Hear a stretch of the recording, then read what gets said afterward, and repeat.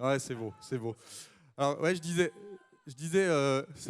On a tenu le secret pendant 6 mois. je disais, Sofiane, qu'on était.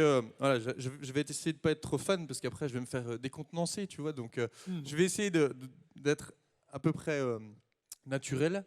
Euh, c'est une fierté pour nous de t'avoir et c'est aussi quelque chose qui nous a jusqu'au bout tenu en haleine parce qu'on s'est dit que quelqu'un comme toi qui avait tellement aujourd'hui de costumes, mais toujours porté avec élégance. Je suis désolé pour le dress code du Mais jour. non, mais parce que aujourd'hui, tu fais beaucoup, beaucoup de choses. Donc on s'est dit, mais est-ce qu'on va véritablement avoir la chance de l'avoir? Et même nos étudiants, quand on faisait courir le bruit que c'était peut-être toi, n'y croyaient pas. Ouais, ça me fait super plaisir. Donc, Merci beaucoup de m'accueillir. Voilà.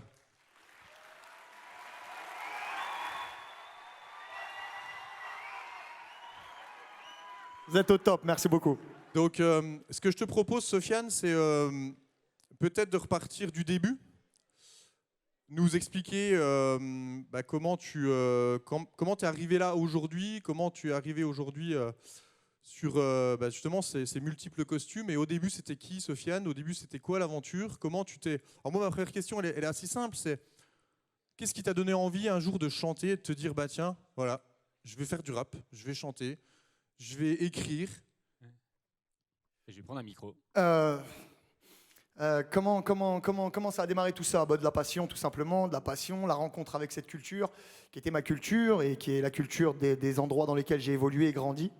Et donc, je m'y suis juste attelé avec énormément de choses à dire et un besoin d'expression haut et important pour moi. Donc, en réalité, au début, c'est uniquement parti sur de l'artistique. J'avais juste des choses à dire dans ma langue, avec mes codes et en premier lieu aux gens qui vivaient ces choses-là, qui me ressemblaient. Et puis ensuite, on a voulu le partager à un plus grand nombre, à un public plus large et les inviter à notre culture. Et je pense qu'aujourd'hui, le rap a fait ses preuves, même si j'en suis pas l'ambassadeur ni le ministre. Je défends pas le rap français, moi.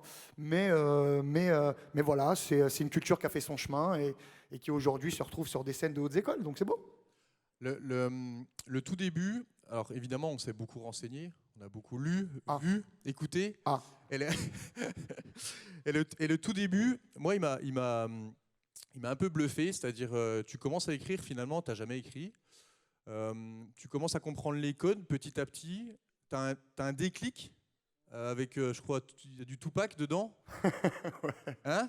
Et je trouve que, on va beaucoup te faire le parallèle avec nos valeurs, mais tu as eu quand même l'audace de dire au début je vais écrire sans connaître et petit à petit tu comprends les choses. Il y a alors dans le processus d'apprentissage, on va dire ça comme ça, dans le processus d'apprentissage, il y a des choses sur lesquelles, avec le temps, puisqu'on est un peu sur le thème de donner du sens, j'ai appris sur le temps à me faire confiance. C'est-à-dire que à partir du moment où j'ai compris quelque chose, j'avais pas forcément besoin d'avoir 8 interlocuteurs pour qu'ils me confirment ce que j'avais compris. J'avais compris quelque chose, peu importe que ce soit vrai ou pas. Je l'ai compris, donc je le prends, je l'attrape et je m'en sers et j'avance avec. Et au fur et à mesure du temps, donc à me faire confiance encore plus et encore plus, je me suis mis à avoir des idées. Je me suis mis à avoir des idées que d'autres avaient eues avant moi, mais comme on le sait bien, les idées appartiennent à ceux qui les réalisent. Donc à un moment, quand on réalise quelque chose, même si on est le millième à l'avoir eu, l'idée nous appartient. Et donc ça a été comme ça sur ma manière d'écrire, ma manière de chanter, ma manière d'entreprendre, ma manière de produire, d'éditer, ma manière de jouer, ma manière de construire, ma manière d'inventer. Voilà, ça a été ça. Ça a été encore plus que l'apprentissage de la musique ou d'un art. Ça a été mon éducation en réalité. Ça a été ma manière de grandir. Et l'art, l'écriture, les inspi et la passion que ça peut donner et que ça peut aider à développer et que ça peut aider à assumer d'ailleurs pour un jeune garçon timide comme j'étais, ça aide à prendre confiance en soi, ça aide à être plus sûr de soi et ça aide à avoir beaucoup moins de doutes quand on se lance dans quelque chose. Et puis je l'ai vu avec les affaires en grandissant. Voilà. Et à quel moment tu vois que ça prend justement le rap? En tout cas que Sofiane... Avant-hier. Ça met très longtemps. Je me mets à rapper à 12-13 ans. J'ai un premier groupe qui s'appelle Les Affranchis. Eux lâchent rapidement l'affaire, ils s'en foutent. Voilà, bon, ils sont dans autre chose. Dans l'entrepreneuriat d'ailleurs. Moi, je m'accroche. Ensuite, traverser du désert, 10 bonnes années. Le fianso qu'on connaît, ce qu'on connaît, fianso, ish, tout ça, etc. Voilà, cité.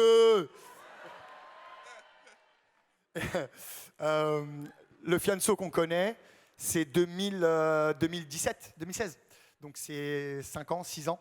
Et en fait, il a fallu construire tout ça et pérenniser tout ça très rapidement. Voilà. Alors, il y a une chose, Sofiane, c'est dans ton parcours, donc si je reprends encore une fois, je vais être un peu lourd avec ça, mais les valeurs de l'école, dans la persévérance et l'audace, on avait mis avant là, une photo de toi. Ah, mais j'ai pas vu des photos et tout. La photo d'avant, c'était toi. La photo d'avant, c'était toi chez Sky. C'est là, tu les C'est vois. pas la plus flatteuse, ça. hein. Non, la photo d'avant, c'était toi Regarde chez celle-là. Sky. Voilà, celle-là. Et Celle-là non plus, c'est Non, pas mais- la plus flatteuse. alors, c'est pas la plus flatteuse, mais pour moi, elle est révélatrice de ta persévérance et ta résilience. Parce que j'adore l'anecdote où tu dis, je suis jamais invité, mais j'y vais quand même. J'arrive à prendre le micro, j'arrive. Et ça, non mais en termes de valeurs, pour nous, on peut transférer ces valeurs-là ça fait vraiment partie de l'ADN de l'école, c'est de persévérer, quelle que soit l'entreprise que l'on a décidé de prendre. Toi, tu as persévéré. Bah, la vérité, c'est que pour un échec, c'est cher. Ça coûte très cher, un échec. Faut pouvoir se permettre. Il y a des gens qui peuvent se permettre d'échouer dans la vie. Il y a des gens qui ne peuvent pas vraiment se permettre d'échouer. Moi, aujourd'hui, comme il y a 5 ans, comme il y a 10 ans, je fais partie de cette catégorie de personnes qui a très peu de marge de manœuvre et très peu de liberté à l'échec. C'est pour ça que je pense que je dois bosser 2 fois, 3 fois plus. Mais c'est une catégorie de personnes, ça c'est pas que moi, il y a une catégorie de personnes qui doit digérer ça en fait, qui doit comprendre que elle, ça sera 2 fois, 3 fois comme les autres pour avoir comme les autres, c'est tout. C'est pas de la malchance, c'est pas la vie est comme ça, c'est comme ça. Et puis c'est aussi pas mal déterminé par l'endroit d'où on vient et le chemin qu'on cherche à parcourir. Donc en vérité, en termes de persévérance, j'ai pas vraiment de mérite parce que j'avais pas le choix. En fait, à un moment, j'avais pas le choix et j'étais tellement accroché à encore plus qu'à mes rêves, à avoir raison, à prouver que j'étais pas fou, à avoir investi 5 ans, 10 ans, 15 ans de ma vie dans quelque chose, un domaine dans lequel il y a si peu d'élus. J'étais juste, je vais même pas dire rêveur, je vais dire j'étais inconscient en fait. Avec l'âge, avec l'âge, parce que même ma vie avançant, ma vie familiale, ayant des enfants, etc., je reste dans une branche de rêveur, en fait. Je reste dans une branche de rêveur. Alors évidemment, je bosse à côté plein de trucs, je monte des studios, je me change en entrepreneur finalement, je me change en entrepreneur rapidement. Et je commence à monter des affaires en attendant, peut-être qu'un jour, je me retrouve sur une scène ou à lever des disques de platine et à dire, voilà les gars, on l'a fait, on l'a réussi. Mais finalement, je me rends compte que ce lundi, cette espèce de fameux matin où on se dit, bon, ça y est, on a réussi, les gars. Ça y est, c'est bon, on s'assoit, là, on fait un resto, on peut fêter, c'est bon. En fait, il n'existe pas ce lundi-là, en fait. Je me souviens, je produis un mec qui s'appelle Soul King, qui dit dans une chanson, on fait diamant, on le fête pas. Et c'est vrai, c'est des trucs qu'on s'est rendu compte avec toutes les équipes avec qui je travaille. C'est que je pense que dans la musique, on a tout gagné, en tant qu'artiste, en tant que producteur, en tant qu'éditeur. Et je ne sais pas si on l'a déjà fêté en fait. En fait, le point B recule et recule et recule. Et il y a une espèce d'insatisfaction sur tout. Et rien n'est jamais à la hauteur, rien n'est jamais assez parfait, rien n'est jamais assez au millimètre. Et évidemment, alors voilà, j'ai vendu 30 000 albums la première semaine, on aurait pu faire 32. Et puis si on avait bossé un dimanche de plus, on aurait pu faire 34. Et voilà. Et il y a toujours ce truc d'insatisfait. Moi, je le vis bien parce que je l'accepte maintenant, même si je sais qu'il y en a qui le vivent très mal. Et pour revenir sur cette histoire de persévérance et de voilà, il y a vraiment cette notion de choix. Il y a des mecs qui ont échoué, c'est un choix. C'est fou ce que je dis, pardon. C'est échouer, c'est un choix. Réussir, c'est un choix. Être heureux, c'est un choix. C'est-à-dire qu'à un moment, si on considère dans sa probabilité, dans son camembert, l'échec, on le considère. Il existe, il est potentiel, il est envisageable, il est pensable. Mais quand on l'évacue complètement et qu'on ne se le permet pas, il n'existe pas en fait. Donc même une forme d'échec devient une forme de réussite, dans tous les cas, puisqu'on a éludé le terme échec, il n'existe pas. Un échec, c'est trop cher. Et surtout à l'échelle où je suis moi et les décisions que je prends en tant que patron, à un moment, mon échec se répercute sur les gens qui bossent avec moi, qui bossent pour moi, qui construisent et qui animent les sociétés que je crée, et leur famille aussi, et et leurs proches aussi, et leur frigo, et leur loyer, etc. Il y a une espèce de dépôt de responsabilité qui se fout sur moi.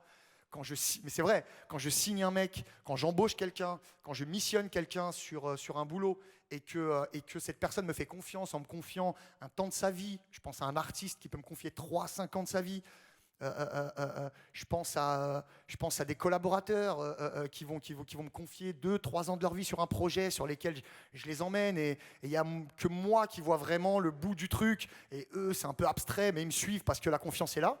Ben, je me dis que échouer, eux ils ont peut-être le droit, moi c'est plus compliqué pour que j'ai le droit moi d'échouer. Voilà. Et toi, tu te sens...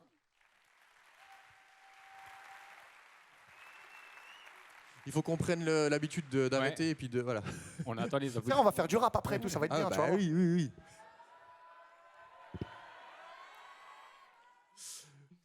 oui. Ils sont en train de me regarder en chelou au premier rang. Mollo. Je rigole. Et la place du collectif dans ton travail, qu'on comprenne aussi, parce qu'on connaît Sofiane l'artiste, mais je pense que derrière, tu parlais d'une équipe, il y a toute une équipe qui te soutient, qui t'accompagne, que tu sollicites, que toi aussi t'accompagnes justement, que tu essaies de faire maintenant venir à la lumière. Comment tu fais? Comment tu t'organises? Comment on fait on jauge le seuil de tolérance de chacun. Non, je rigole. Non, mais surtout, on est un peu multicasquette tous. C'est-à-dire que dans mon domaine, dans mon métier, le plus difficile, c'est de faire confiance. C'est-à-dire qu'un artiste, il faut savoir que tout son entourage connaît toute sa vie, a accès à tout. Vous voyez, des fois, vous avez pu voir des artistes qui se sont fait, je sais pas moi, arnaquer par leur entourage, par leur assistante, par-ci, par-ci. Parce que autour de nous, bah, tout est ouvert en fait. Nos réseaux sociaux, tout le monde a les codes autour de nous pour faire les partages, les trucs, bon, peu importe pour le boulot quotidien, nos coordonnées bancaires, nos adresses, nos numéros de sécu. Je sais pas, mais tout le monde sait tout de nous, de nos entourages proches à la maison de disques. À des chefs de projet sombres et obscurs dans des bureaux très haut perchés qu'on n'a jamais vus. Et ce mec, en fait, il connaît tout de moi. Donc, le premier point qui doit émaner de soi-même pour ses équipes, je pense, c'est la confiance. Voilà, on a besoin de se faire confiance, c'est obligatoire. Le deuxième, c'est, je ne vais pas dire sans faille, parce que ça fait très... mais un peu. C'est-à-dire qu'à un moment, on a besoin de suivre un chef, un leader. Ça ne veut pas dire être au-dessus un chef. Des fois, ça peut vouloir dire aussi juste être devant. Voilà, je défriche, je prends les coups. Voilà, je prends les coups avant que vous preniez un coup, j'ai pris des coups. Avant que vous pâtissiez d'une situation, je pâtis de cette situation en premier, etc., etc. En retirer les gains, les bénéfices, la superbe, ça a un prix. C'est aussi être responsable. Être responsable, c'est 24 heures sur 24, 7 jours sur 7. C'est-à-dire que mes collaborateurs autour de moi ou les gens avec qui j'ai pu monter des boîtes ou que j'ai pu mettre sur des affaires ont une vie. Au-delà de moi, c'est pas que j'en ai pas, c'est que je me dois, moi, d'être le premier au bureau. Je me dois, moi, d'être le dernier parti. Je me dois, moi, je dois montrer ça. Par exemple, là, en ce moment, je tourne des longs métrages. Sur un long métrage, sur un tournage de cinéma ou de série, à un moment, si vous n'avez pas un réalisateur qui est un capitaine, qui est un chef, et tous les artistes n'ont pas une âme de chef, un charisme de chef, etc. Je ne parle pas de chef dans le sens péjoratif du terme, dans le sens supérieur. Je parle vraiment de chef dans le sens à l'initiative d'eux. Si on n'a pas confiance au capitaine du bateau, c'est très dur déjà d'y rester, et puis de se donner pour, et puis de croire en ce fameux trésor qui est dans cette sombre île que toi tu as vu, que toi tu connais, mais qu'aucun n'a vu, aucun n'a pu apercevoir. Donc on est sur non seulement une histoire de confiance qui émane, une histoire de confiance qui revient, et je pense que c'est le secret de toutes les aventures collectives. Donc oui, le collectif au premier plan, parce que de toute façon, un boss, un artiste, une réussite, mais vraiment je le pense, une réussite, ça ne se fait pas seul, c'est pas vrai, c'est un mensonge. Et si on pense qu'on a fait les choses seul et que l'ego s'en nourrit, je pense qu'on devrait regarder tout ce qui nous permet de faire ça. Je suis marié depuis 15 ans, 16 ans cette année. Des fois, je rentre d'immenses tournées où j'ai fait sauter 50 000 personnes dans des festivals, où j'ai été sur des scènes extraordinaires, où j'ai vécu des choses incroyables. Et je tombe sur ma femme qui me dit, bah voilà, il n'y a que nous, il n'y a que la maison, il n'y a que ça, voilà. Et elle a presque l'impression que je suis déçu. Et des fois, elle me dit quand même, bon, bah, notre confort de vie, les enfants, quand même, t'as bossé, tu t'es battu. Mais en fait, je peux rien faire moi si tu fais pas ce que tu fais. C'est-à-dire que si toi, tu n'étais pas le modèle de courage, d'engagement et de confiance que moi j'ai besoin, je ne peux pas faire ce que je fais. Je parle de ça parce que je suis un homme marié. Je pourrais même parler d'un super champion en entreprise dont la mère lave les costumes. À un moment, tu ne peux pas faire ce que tu fais si tu n'as pas une logistique, un minimum autour de toi. Ou son père d'ailleurs lave ses costumes, hein, on se met d'accord. Mais voilà, on ne fait jamais les choses seul. C'est pas vrai. Donc le collectif dans tout, pour tout, tout le temps, clairement. Collectif et responsabilité, parce qu'il y a beaucoup cette notion de responsabilité. Il y a beaucoup la notion de responsabilité aussi quand tu en parles, c'est de dire je m'engage dans quelque chose, mais finalement j'engage les autres avec moi, donc la responsabilité est immense. Évidemment. On peut peut-être parler de 2018, c'est ça 2018 ? Ouais, moi je voulais parler au gros travailleur que tu es en fait. Hein. C'était surtout, Ok. on a, alors derrière toi, tu vas retrouver, on s'est dit, on a essayé de comprendre un peu ce que tu avais fait, puis en 2018, on se dit, mais il a quand même pas fait ça tout en une année, c'est-à-dire quand on a vu la pochette, on va la voir, là, ton album Affranchi, 9-3 Empire, Gatsby le Magnifique, tout en un an. On a signé Huss l'Enfoiré cette année-là aussi. Ouais, effectivement. Pas mal. Et puis ça a été aussi l'année du premier album de Soul King 2018. Ça a été énorme. Ça a été ma première réussite de producteur. Okay. Donc, alors on a fait. Alors, faut se rendre compte d'un truc, c'est que effectivement, ça a l'air très court, un an, mais c'est pas court un an. Pardon, hein, j'ai sûrement coupé la question, mais c'est important. Parce que justement, tu as bien 4 trimestres et je vois bien que pour toi, c'est. C'est important. En fait, non, c'est pas un an, c'est pas court, c'est pas vrai. C'est-à-dire, 24 heures, c'est archi long. C'est un monde 24 heures. Il y a des mecs qui ont renversé des pays en 24 heures. Il faut se rendre compte de ça. Il y a des mecs qui ont changé le monde en un mois. C'est réel. Je ne sais pas, moi, peut-être un physicien avec une théorie extraordinaire qui a changé le regard du monde et il lui a fallu un mois pour faire ce truc. Il y a des gens qui optimisent leur temps de manière à ce que tout soit orienté, ciblé et que tout fasse avancer un mouvement, une espèce de mouvement de chaîne.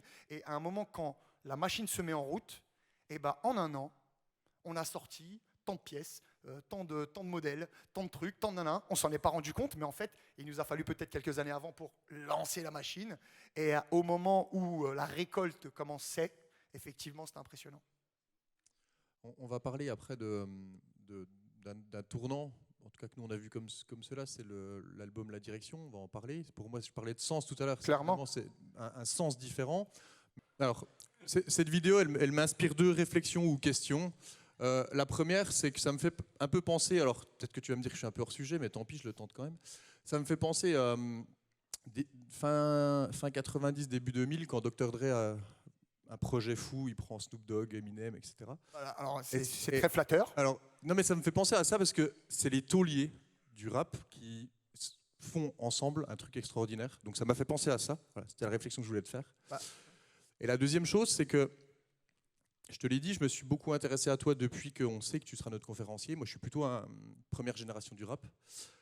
Là, on a plutôt la deuxième génération du rap. Et je trouve que tu es le lien véritablement entre la première et la deuxième génération. De par ton parcours, parce que tu as mis du temps à arriver, tu as connu les premiers, tu as connu la première façon de rapper, puis tu as évolué avec le temps, et finalement, tu produis aujourd'hui la nouvelle génération. Est-ce que cette notion de transmission, elle fait sens pour toi? Est-ce qu'elle est importante? En tout cas, moi, je le vois comme ça. Alors, en réalité, transmettre, c'est une énorme excuse pour continuer à se former soi-même. D'accord ? Moi, j'apprends énormément au contact de jeunes artistes. Effectivement, j'en produis, j'en conseille, j'en découvre via mon émission Rentre dans le Cercle ou via le média Demolition ou via d'autres plateformes sur lesquelles on a pu, avec certains partenaires, d'ailleurs une est présente dans la salle, je l'embrasse, Daphné, on a pu mettre en valeur et mettre en avant des jeunes talents et des jeunes artistes. Des fois, alors il faut savoir quelque chose quand même.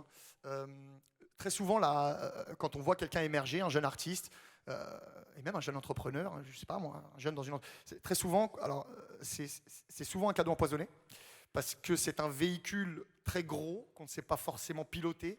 La célébrité, la réussite. Au-delà de la célébrité, on s'en fout de la célébrité. La réussite, c'est souvent un véhicule très dur à piloter.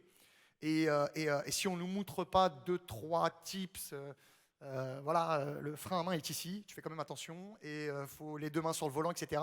Si on nous donne pas, si on m'explique pas comment freiner, comment accélérer, ceci est un péage et ceci est le code de la route, à un moment, moi, je suis un gamin avec une Ferrari et j'en vois. Donc très souvent, les jeunes qu'on a pu avoir ou qu'on peut avoir mis en valeur et pour beaucoup sont devenus d'énormes stars et d'énormes vendeurs de disques. Il y en a qui le gèrent très bien. Très bien. Alors, mais je mets quand même un volet particulier autour de la réussite. Pas autour de la notoriété, parce que là, on parle de pathologie. Je parle vraiment autour de la réussite. Il y a quand même un volet psychologique que tout le monde oublie. C'est-à-dire que cet ascenseur émotionnel qui est de changer de condition, changer de statut, notamment de statut social, avoir accès à énormément de choses ou pouvoir se projeter dans un futur moyen, court terme, sur des choses qui nous font rêver, que ce soit possible du jour au lendemain, psychologiquement, il faut pouvoir le digérer. C'est bizarre, hein, mais c'est... Et surtout quand on est le seul de son environnement. Donc du coup, il y a une espèce de truc de syndrome de l'imposteur qui se met un peu en place. Pourquoi moi? Qu'est-ce que j'ai fait moi de plus que les autres? Je ne sais pas exactement. Donc il y en a qui ont l'ego nécessaire pour se dire j'ai bossé. Voilà, j'ai bossé, j'ai fait ce que j'avais à faire. Les gars, il fallait vous lever le matin, je suis désolé. Et il y en a qui vont accuser le coup en disant, presque en culpabilisant. Presque en culpabilisant.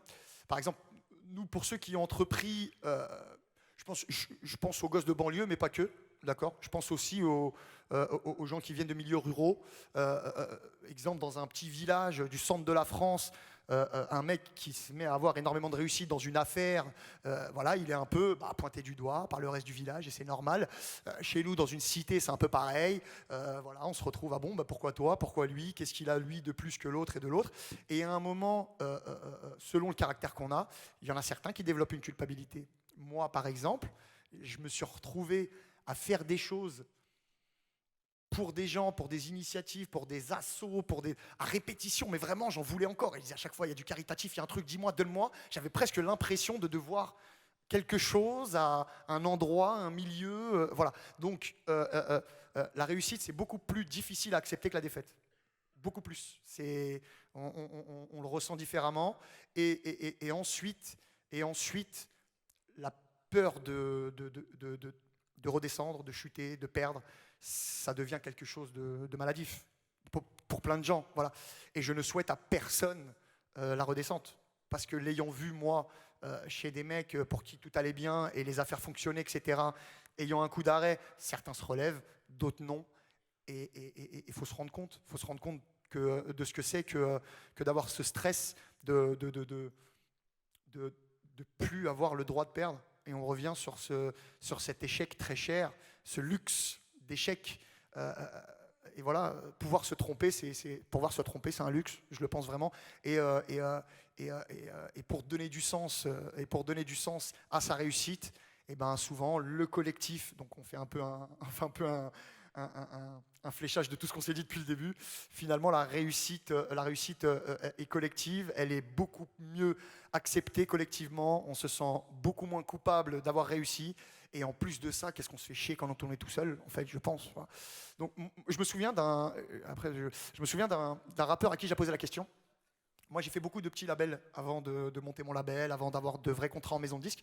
Je me souviens d'un rappeur qui s'appelle Cynic, qui m'avait proposé un contrat, je ne sais plus, en 2008, 2009. Et un soir, on discute, et lui, à ce moment-là, vend 600 000 albums, il fait des tournées européennes, c'est un bordel. Et je lui dis, il y a un regret, un truc sur la route que tu as oublié, que tu as laissé, Il m'a dit, le seul conseil que je peux te donner, c'est ne le fais pas seul. Il m'a dit, être tout seul là-haut, c'est tellement naze. Et ouais, t'as peut-être raison. Voilà, c'est le seul truc.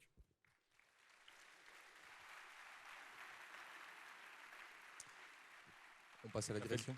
Pour éviter de partager, tout seul, c'est bien aussi.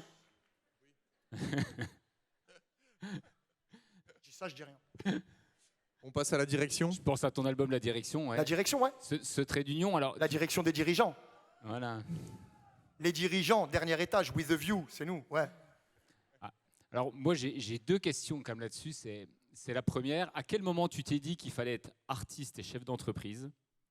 Et puis la deuxième chose aussi, c'est que je pense que ça a échappé à personne, c'est que la direction, c'est Sofiane, c'est plus Fianso.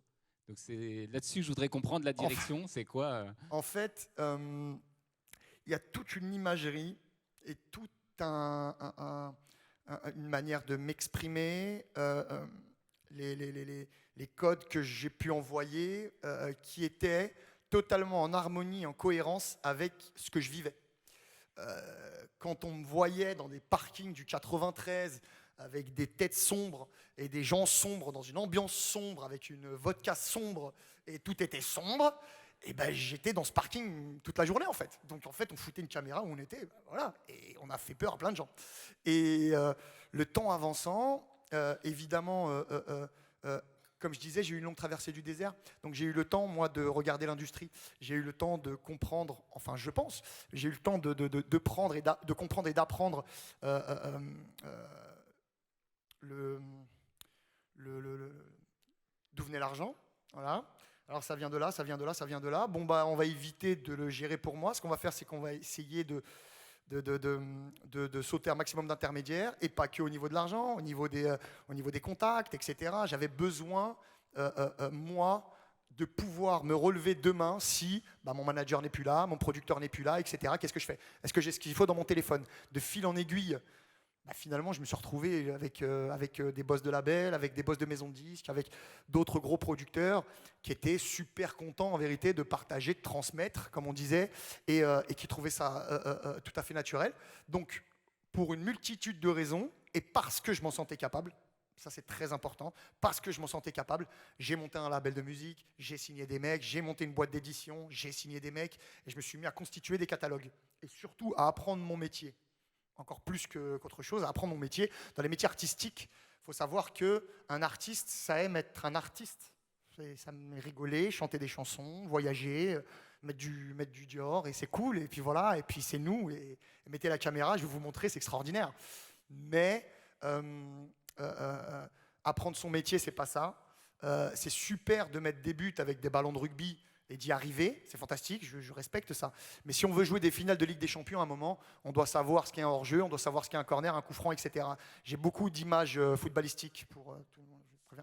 Donc en réalité, j'ai voulu apprendre la vérité de l'édition, la vérité de la production, la vérité de la fiscalité, etc., etc., etc.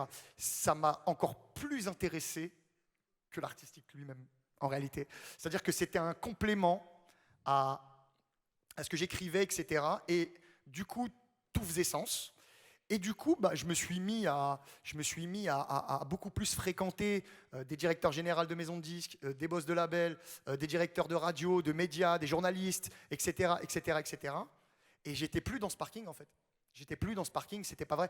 Donc, faire ce qu'on appelle, pas du jeunisme, mais faire un peu ce truc de... Il y a une espèce d'angoisse chez les artistes, en tout cas chez les personnes publiques. C'est d'avoir été connu sous un prisme, d'une manière, avec un physique particulier, avec une voix particulière, des expressions, des codes, une manière d'être particulière, et essayer de garder ça au fur et à mesure de sa vie. C'est-à-dire qu'il y a des mecs aujourd'hui qu'on a connus à 20 ans, et qui, par exemple, à 40 ans sont les mêmes, ou à 35 ans sont les mêmes. Ils n'ont pas bougé, c'est les mêmes. Moi, j'avais du mal avec ça. Beaucoup. Je me voyais pas, et je suis pas du tout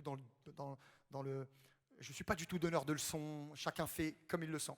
Moi, je me suis dit, je reviens avec un album. Mon dernier album datait de 2018. C'était 93 Empire. Et je revenais en 2021 avec La Direction. Entre-temps, j'étais devenu un des plus gros producteurs indépendants de France, si ce n'était un des plus gros éditeurs indépendants de France, si ce n'était c'était ridicule de revenir avec ce discours, avec ces expressions, avec ces manières. J'ai 2 bébés. Quand je faisais Affranchi et La Direction ou Bandit Saleté, ils étaient plus jeunes. Là, j'ai un garçon qui a 13 ans. Voilà, il m'arrive là, il fait du 43, c'est un grand garçon qui est en âge de poser des questions et d'analyser ce que son père fait dans la vie. Et pas donneur de leçons pour 2 secondes, mais je me suis dit, Bon, est-ce qu'il est plus important pour moi de garder la notoriété que j'ai de base, ou est-ce qu'il est plus important pour moi d'être cohérent avec moi, de ne pas essayer de mettre un costume le matin et de l'enlever le soir, parce que des fois on oublie de l'enlever le soir, du coup on reste un peu prisonnier des personnages, je pense même à sûrement des responsables en entreprise, qui sont très autoritaires, qui sont très durs, voilà, et puis le soir, bon, bah, c'est bon, détends-toi, non, il est encore autoritaire, machin, et en fait il est dans son rôle, et je pense que, bon, on joue tous un rôle hein, dans notre société, mais pour les artistes, et en plus les artistes de rap, imaginez Al Pacino qui n'enlèverait pas son costume à la fin des journées de tournage de Scarface.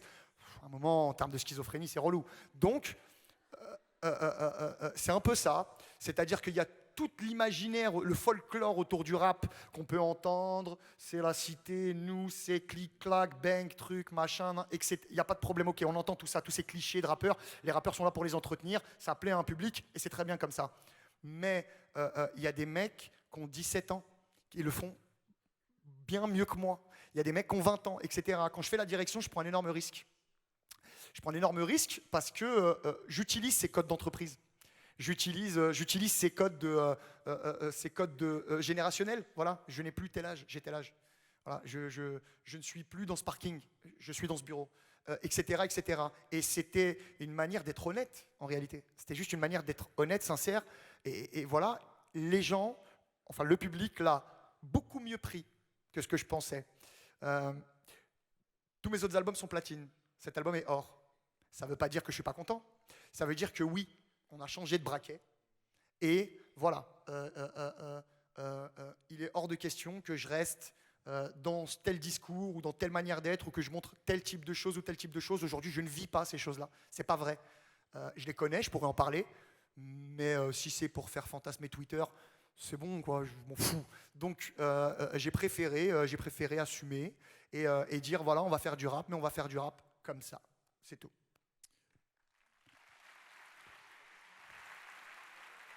Merci beaucoup. On revient à la thématique du sens. Ouais. Tu disais, je crois, au tout début de ta carrière, que les 3 piliers que tu avais, c'était l'argent, la lumière et le message. Et, suffit tellement plus. Et, ouais, je t'écoute. Et j'ai l'impression, alors peut-être que je me trompe, mais j'ai l'impression qu'il y en a un 4e ou peut-être un qui est le fil rouge des 3, c'est la passion. Parce que tu causes comme un passionné, en fait. Tu parles de rap, tu es passionné, tu parles de business, tu es passionné. Moi, je t'ai entendu parler de la fusion entre M6 et TF1, c'était transporté. Je me dis, en fait, ce qui t'anime finalement... Qui n'a pas eu lieu. Ce qui t'anime finalement, l'accomplissement, la passion, c'est ce qui te guide. Ou peut-être un 4e pilier, ou peut-être, je sais pas, comment tu... Je pense que, alors oui, c'est vrai, et c'est d'ailleurs ce qui me joue encore des tours. Faut avoir son essence pour se lever le matin. Moi, c'est ça. C'est le pourquoi pas, c'est le et alors, c'est le ouais, et alors, il l'a fait lui, et alors moi je peux pas le faire, moi je vais le faire, moi tu vas voir. Tu vois ce que je veux dire? C'est con, mais par exemple là je joue dans des films, pardonnez-moi, et j'ai un énorme respect pour le cinéma français, et je me prends pour personne et tout, mais je regarde Chris Hemsworth, Hugh Jackman, alors montre-moi comment ils font, c'est quoi leur truc. Il n'y a pas de limite pour moi dans ma tête. Donc évidemment je vis le truc à 1000%. Et évidemment, je me lance dans des trucs qui me passionnent. Sinon, il faut pas oublier le point B. Même s'il recule, faut pas l'oublier quand même. Il y a quand même une direction et un petit poteau à la fin de cette direction. Voilà, on va là, et puis il y a un point B. On veut arriver à ça. Et il faut pas se tromper. La pire question qu'on puisse poser à quelqu'un, c'est qu'est-ce que tu veux? Qu'est-ce que tu veux? Réellement, tu veux quoi? En vrai, c'est extraordinaire. En réalité, donc on erre sur un périphérique infini, sans adresse dans le GPS, et puis on roule, on ne sait pas exactement où on va, mais on y va. Voilà. C'est très compliqué de répondre à cette question. Qu'est-ce que tu veux? Waouh. Moi, quand on me pose ça comme question, je ne sais pas. Voilà. Donc, faut savoir, faut comprendre à quoi ça sert, tout ça. À quoi ça sert? Par exemple, il y a des artistes qui font de la musique pour devenir Michael Jackson. Voilà, pour avoir cette hauteur de notoriété, de starification, de glorification, de certification, de vente de disques. Moi, je veux être Michael Jackson. On n'a rien à foutre. Voilà, je fais ce que tu veux. Toi, moi, c'est Michael. Je veux faire ça. Bon, très bien pour toi. Ok.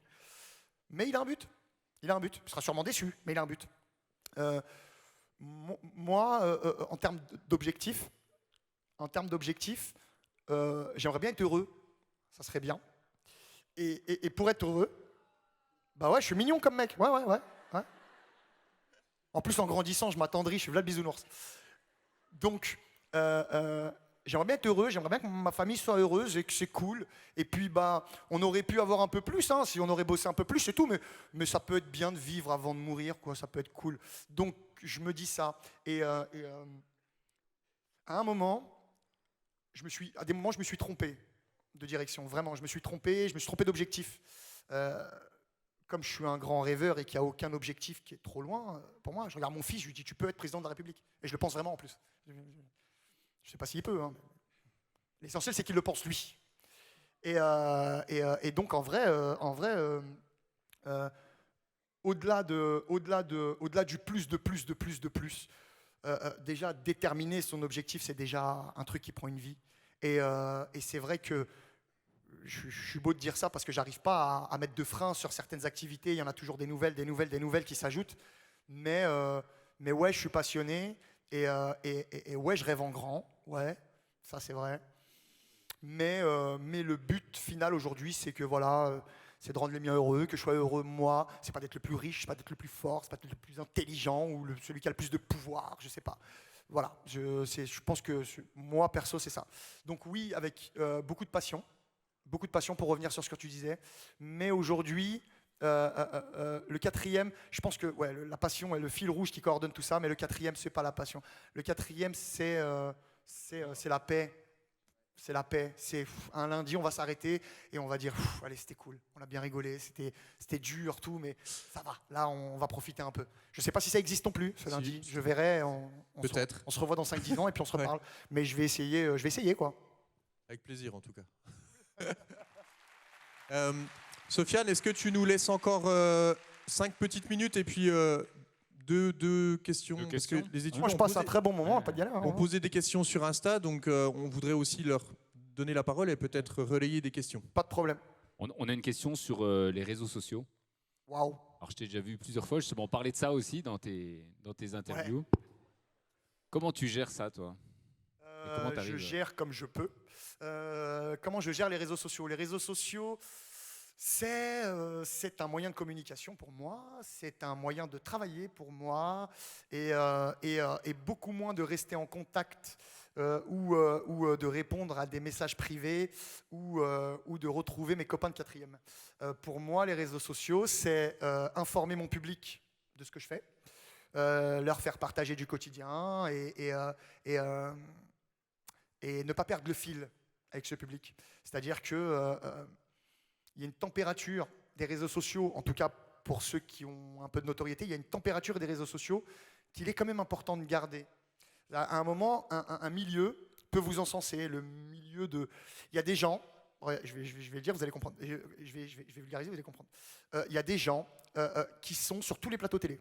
Tous les plateaux télé, on les voit tout le temps, ils sont tout le temps là et tout le monde rigole à des blagues pas très drôles et on se demande mais qui écoute ces mecs ou qui regarde ces mecs? Je connais personne moi, autour de moi qui regarde ces films ou qui va voir ces spectacles. Comment c'est possible? Et il y a des gens qui ne vivent que dans le milieu. C'est fou. Ils iraient sur leurs réseaux sociaux, ils verraient que peut-être le public, pour certains les déteste, pour certains les calculent pas, pour certains les connaissent même pas, mais dans le milieu, on les laisse un peu sous perfusion. Voilà. Les réseaux sociaux, ça garde les pieds sur terre. Voilà. Ça peut aussi enterrer. Voilà. Pour quelqu'un qui n'est pas un minimum accroché en termes d'émotivité, ça peut faire énormément de mal. Je pense que c'est ce qui plonge 90% des artistes que je connais dans de profondes dépressions et dans une profonde tristesse. Voilà. Merci Sofiane. Avec plaisir. On va poser une dernière question, parce qu'elle est revenue 10 fois. Elle porte sur l'audace. Elle revient quelques années en arrière. Comment tu as eu cette idée un peu folle de dire, pour faire le buzz, je vais bloquer la circulation. L'autoroute. Et je vais me dire, tiens, allez, on fait un clip sur l'autoroute. Comment t'es venue cette idée? Alors. Je vais pas dire je vais dire, chez nous là-haut,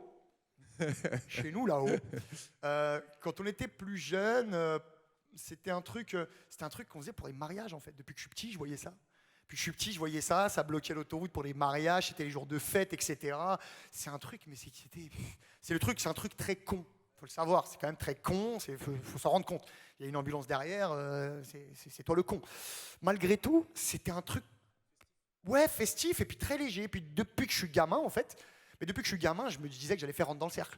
Depuis que j'étais gamin, je me disais que j'allais faire 93 Empire. Depuis que je suis gamin, et donc, je me souviens, pour te raconter l'anecdote, parce que je crois que je ne l'ai jamais raconté, je suis sur l'album Bandit Saleté, qui est mon deuxième album studio. Après, je suis passé chez So à marcher. Je suis en contrat chez Universal Capitol. On est en réunion promo. Et à ce moment-là, on avait pour coutume de déclarer 3 titres de l'album avant la sortie de l'album pour pouvoir promotionner avec un clip, etc. Et donc, ces titres étaient disponibles sur les plateformes, etc., etc. Donc, tu es censé donner 3 titres avant le début de la promo de ton album. Et j'avais donné, moi, dedans ce titre Toka. Toka, l'équipe est Toka, ish ish. Je trouvais que c'était un refrain gimmick, entraînant, et je me suis dit, c'est du rap, c'est ma base, ils vont kiffer ça. Voilà, je veux garder ça là-dedans.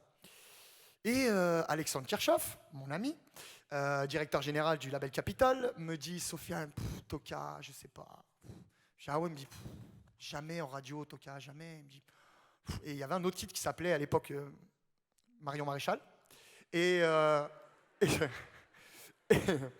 il me dit, écoute, celui-là, il est marrant, il est funky, les gens vont kiffer et tout, ça peut être bien. Viens, on met celui-là à la place. Et toutes mes équipes sont d'accord avec lui. Et ils me disent, ouais, c'est vrai, c'est vrai, il a raison, c'est trop dur, Toka. Et ça m'a vexé, en fait. Et ça m'a vexé. Et je me souviens très bien, je dis, bon, ok, ça marche. Bon, on fait comme vous voulez, les gars, il n'y a pas de galère. Bon, moi, j'ai un rendez-vous vite fait. Et je me rappelle, j'avais menti, j'avais dit, j'ai un contenu additionnel avec Gims à faire, là, je dois y aller. Et finissez sans moi. Il me dit, t'es sûr et tout? Ouais, je suis sûr, tranquille. Et je me rappelle être descendu de la maison de disque, avoir pris ma voiture, avec foncé à Aulnay-sous-Bois. J'appelle quelques potes, 2-3 potes de Bobigny, 2-3 potes d'Aulnay. Je leur donne rendez-vous à côté de l'entrée de l'autoroute et je leur dis, bon, suivez-moi, on va aller faire un clip à Bobigny. Donc, sur les 5 voitures qui sont avec moi ce jour-là, 2 savent seulement ce qu'on va faire. Les caméramans, qui étaient 3, et nous dans la voiture. Et au moment où on commence à s'arrêter sur l'autoroute, il faut savoir un truc, je ne me dédouane pas du tout, je vous répète ce que j'ai dit à la juge, mais c'est réel. On est un vendredi soir, il est 19h, on fait vraiment 10 mètres en 30 minutes, je rigole pas. Donc nous, ce qu'on fait, c'est qu'on ralentit, on crée un interstice dans un bouchon, et boum, on tourne le clip vite fait, boum, boum, boum, hop, on ressort directement à la sortie Bobigny. Pour nous, le truc a duré 4 minutes, il n'y a pas d'incidence, c'est rapide, c'est vite fait, etc. Si j'avais su la renta de ce truc, parce qu'on est en train de parler d'un clip qui coûte 300 €, il faut s'en rendre compte. Et en termes de marge, on est... Et je m'arrête à un moment, mais en fait, il fallait le faire avant, on est con, en fait. Donc le seul truc que je me suis dit, c'est ça. J'aurais dû le faire avant. Et c'est fou que ça ait eu cet impact. Parce que c'est des trucs qui ont lieu tous les week-ends, partout en fait. Et je ne sais pas pourquoi, à ce moment-là, il y a une étoile qui est tombée, en négative aussi, je vous rassure, mais en positive, et qui a braqué un spot sur moi. Et à ce moment-là, là, j'ai pu envoyer ma musique. Là, j'ai pu avoir l'audience que j'attendais depuis tout ce temps-là. Et ça s'est bien passé par la suite parce que je pense qu'on a bien négocié les virages. Voilà.